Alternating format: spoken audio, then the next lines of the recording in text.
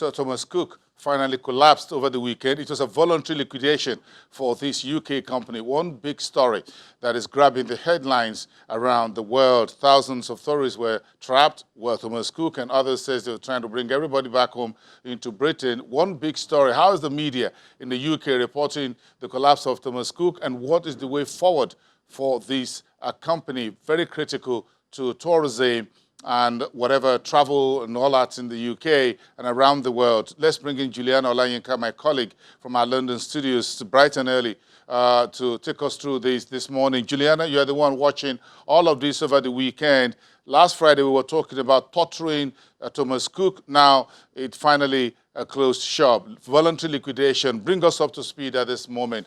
First, hope you had a very nice weekend.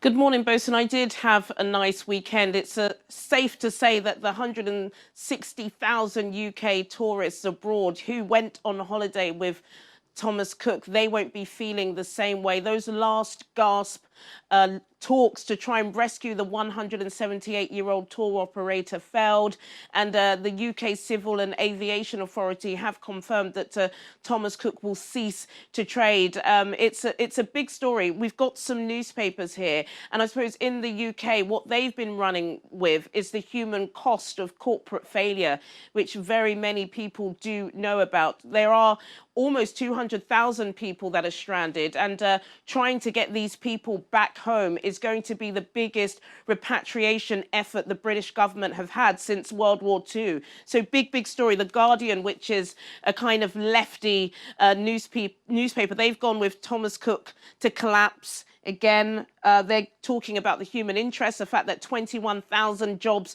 will be lost, and they're trying to get these passengers home. Many passengers, of course, who do use Thomas Cook are the type of people that they would really be paying off their holiday month by month on a monthly basis. The Sun is a popular tabloid newspaper. 40 jumbos to the rescue. That's the headline they've gone with. Virgin, along with EasyJet, are going to be assisting the British government in trying to get these people home. Some people say it could take up to 2 weeks.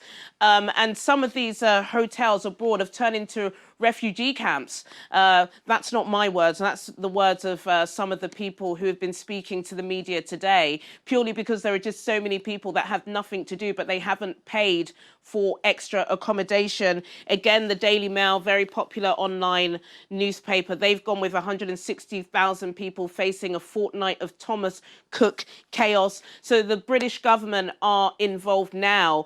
Thomas Cook, of course, they were in a £900 million takeover by their largest shareholder, Fosun, which is the Chinese conglomerate.